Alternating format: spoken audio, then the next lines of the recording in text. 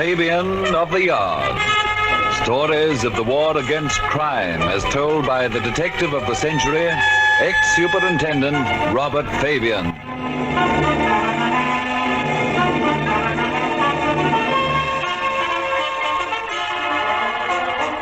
Here is another factual crime detection story drawn from the personal records of ex-detective Superintendent Fabian of Scotland Yard. Although, like most policemen and ex-policemen, I believe that crime does not really pay over a lifetime. The basis for this belief is largely my knowledge of just how efficient the police machine can be in tracking criminals. Unfortunately, it is almost invariably only in fiction that fate ever steps in to deal out poetic justice to criminals. I say almost invariably because there are one or two examples of poetic justice even within my own experience. They're all the more outstanding because there are so few of them, and probably the most fantastic of all is the strange story of a man who managed to steal £25,000 and smuggle himself across the Channel without leaving any trace or clue by which we could hope to catch up with him. You will hear this story in a moment, and about the payoff fate arranged for Co Co Marquess.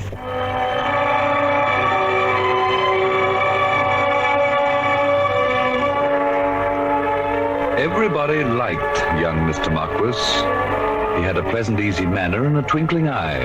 And in 3 hard-working years, he had moved his company, British Cocoa Pools Limited, from a back room into a suite of prosperous West End offices with nearly £50,000 capital. He worked hard and played hard, always lavish with money. It was whilst dining one night at Clissold's that Mr. Fabian first noticed him. Yeah, how was the wine, Mr. Fabian? Oh, excellent, thank you, Marcel. Near enough to perfect. By the way, tell me something. Sir? Who's that fair-haired young ass over there with all that easy money? Where, sir? Oh, I see. Oh, Inspector, are you thinking of making an arrest, huh? Oh, just curious, Marcel. Who is he? That is Mr. Marquess, Sir Mr. Arthur Marquess. Marquess? What's he do? Oh, he runs British Cocoa Pools Limited.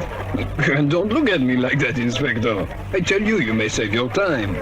Since 2 years now, I invest my savings in Cocoa Pools, and always I get the dividend. That sounds very interesting. How does it work? Oh, you buy a unit certificate for £20, and with all the money, Mr. Marquess makes big purchases of cocoa at a discount. Then he sells the cocoa and makes a profit, and with the profit he pays the dividend to the certificate holders. What sort of a dividend do you get? Oh, every 3 months I have been getting £3 for each certificate I hold. £3? That's £12 a year for each £20 you invest. That is correct. A dividend of 60%. First time I've ever heard of anything like that. It's fabulous.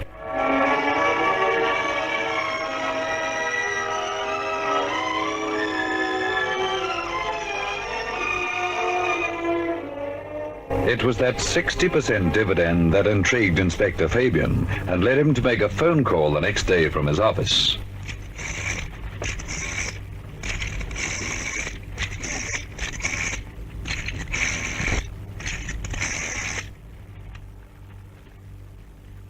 Hello? Is that you, Jack? It's Bob Fabian here. How are you? How's the cocoa market these days? That's good. Well, you needn't complain. You're still in business, aren't you? Well, listen, Jack, I don't know much about your trade, but there's something I'd like you to tell me. Assuming a cocoa buyer is particularly smart and has all the luck in the world, could he pay 60% dividend and himself live like a Raja? Well, don't explode, old man. I take it you've never heard of anyone being able to do that. Oh, no, nothing special. Just a point I was checking on. Well, thanks very much, Jack. Goodbye. That phone call, following on the information Marcel, the waiter, had given him, convinced Fabian that there was something very fishy about British Cocoa Pools Limited and Mr. Arthur Marquess. However, in matters of this kind, the police are not expected, and in fact not even permitted to take any action, until they receive a complaint. And as all the investors in the company seemed perfectly satisfied, there was nothing to be done. A few months went by, and then in the autumn of 1936, the bright, popular young director of British Cocoa Pools Limited sailed for a holiday in Paris. He didn't return. Mr. Marquess got away with £25,000, and the police discovered he'd never bought cocoa shipments at all, dividends being paid from investors' own money. Radio messages were dispatched to Continental Police, but too late. The astute young fellow had slipped into Spain, and in Spain that February of 1937, there wasn't much the police could do. Franco's troops were storming Madrid. And then 2 years later, on a windy April morning of 1939, the phone rang in Vine Street CID office. Inspector Fabian. Hello, Inspector. New Haven Police here. We have a man in custody, a stowaway on a boat from Spain. Oh, yes. What's his name? He gives it as Arthur Marquess. Does that mean anything to you? My word, it does. I'll come right down.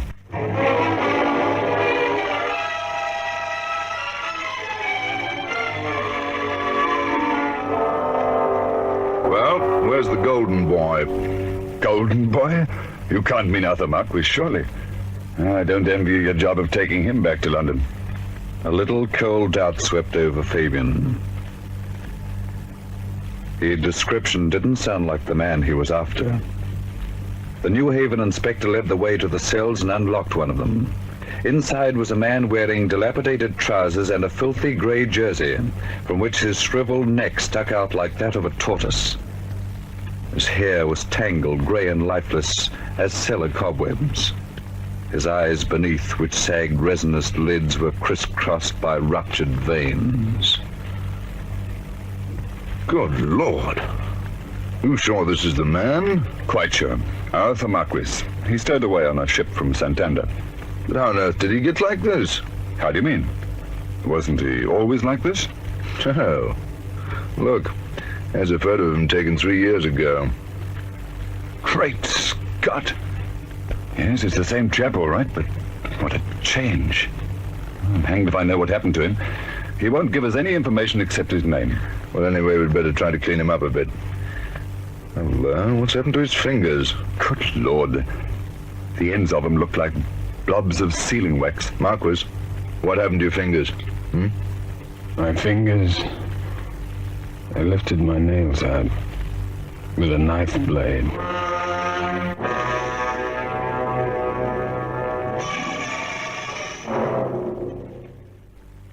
Grimly, the detectives cleaned the repulsive creature as best they could, and Fabian took him back to London after giving him a meal of sandwiches and light ale, which he consumed ravenously.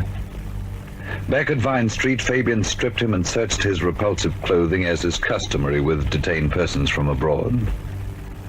In the folded sleeve of the filthy jersey, the inspector found two tiny objects.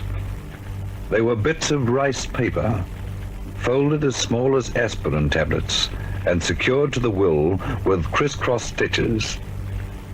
As the detective began to unfold the bits of paper, the prisoner for the first time showed interest in the proceedings. Be careful with those. Here, give them to me. They're mine. Watch yourself, Marquess, unless you want to be handcuffed. You see, my cellmate wrote those letters the morning before they shot him. I promised if I ever got free, I'd post them. Silently, Fabian unfolded the letters. They were very similar and written in Spanish. One was to the dead youth's mother, the other to his sweetheart. My dear, if this letter reaches you, it will be because I shall never have the joy of seeing you again. I've lived these past 3 years with that hope to devote my life to your happiness, but God's will be done. Let my memories serve you as an incentive to live and be happy. Be assured that I have loved you dearly. I have prepared myself to die as a Christian. So you see what a lot I shall owe to you, for in this your love guided me. Where did you get these letters, Marquess? Post them for me, and I'll tell you. I'd have posted them anyway, as soon as I was sure they were genuine. Here, have a cigarette. And then Marquess began to talk. The tale he told was one calculated to curdle the blood of even hard-bitten policemen. He had slipped into Spain, as Fabian knew, and had planned to drift towards Lisbon and get a ship to New York. But in Madrid, some partisans had accused him of being a Franco spy. He was beaten senseless and robbed. He awoke among blitz rubble to find he was utterly naked, bruised and gashed, and his nose crushed into his cheeks. The British legation found clothes for him, but the thieves who had robbed him had been to his hotel room in the meantime and taken everything. Marquess knew he must get away from Madrid before the British legation discovered too much about him. He got out of Madrid and managed to get a job cleaning out a stockyard. A patrol of Franco's men raided the farm and took him prisoner. Later, they themselves were captured by Republican forces. Each side tortured Marquess a little to discover if he knew any more, and then lost interest. He became one of the forgotten men in various prisons. By the time Franco had won the Civil War, nobody could remember much about the Marquess. To release him would have given him official status, so they merely withdrew his guard and let him escape. He begged his way to Santander and stowed aboard a ship to England. The wheel had turned full circle.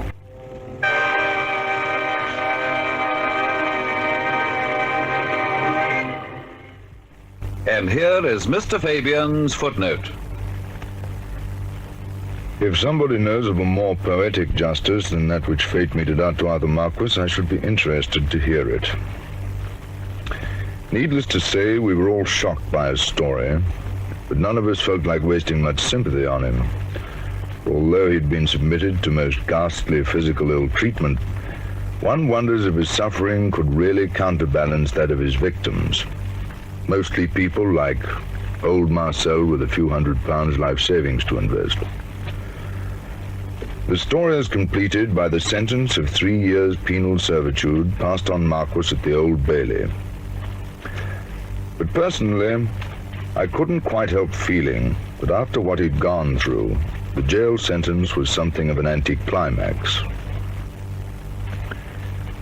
Next week, I will deal with a particularly tragic type of murder case. It is the case of the Black Butterfly.